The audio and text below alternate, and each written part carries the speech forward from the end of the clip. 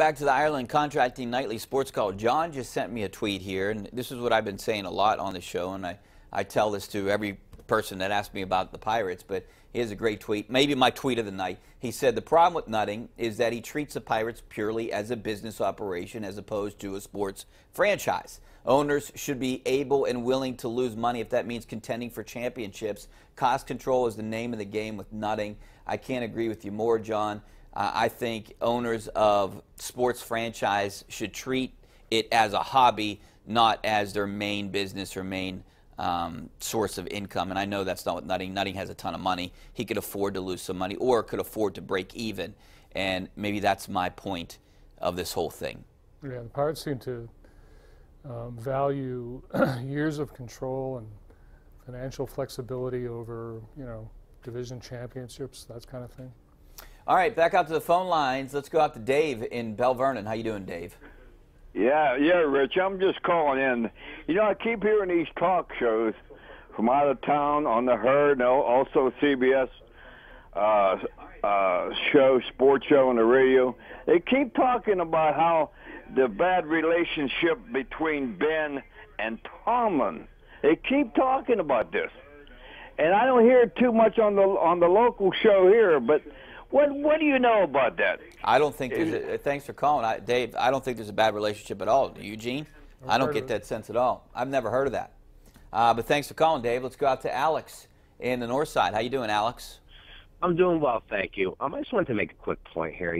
Some of this stuff boggles my mind. I mean, the reason that we have not went to the Super Bowl the past, 2 years here is not Todd Haley's offense or his relationship with Ben. It's our defense. It's not New England. It's not Jacksonville. It's hands down the defense. So when do we stop saying, oh, the players didn't execute? And do we actually start to put the blame on these coaches? I mean, Mike Tomlin is supposed to be a defensive guy, if I'm not mistaken, and I just can't tell. I appreciate the call, Alex. I mean, look, the defense did suffer a huge loss with Ryan Shazier's severe injury. That you can't replace a guy like him. So that was difficult for them. But I still think they had enough talent out there to beat Jacksonville. I don't know what to say. I mean, they've given up big pass play after big pass play all year long, and they could not fix it. Well, look at who's playing on defense. I mean, I love Sean Spence, and I admire him, but he's no replacement for Ryan Shazier. And, I think Vince Williams is a good backup linebacker. Unfortunately, he's starting. I think Mike Mitchell's a really ordinary free safety, and he's quarterbacking a defense that is in other places really inexperienced.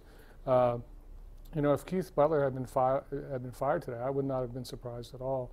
But I don't think it's strictly on coaching. I just don't. Before we go to break, who would you say could be missing next year from that defense? Mike Mitchell, Willie Gay. I mean, are there some other names? I don't know all of their contract situations. Bud Dupree, I guess they're going to give him another, 1 year, but he's got to do a lot more. He's essentially Jarvis Jones. All right, we're going to do a lot more after the break. Stay right there.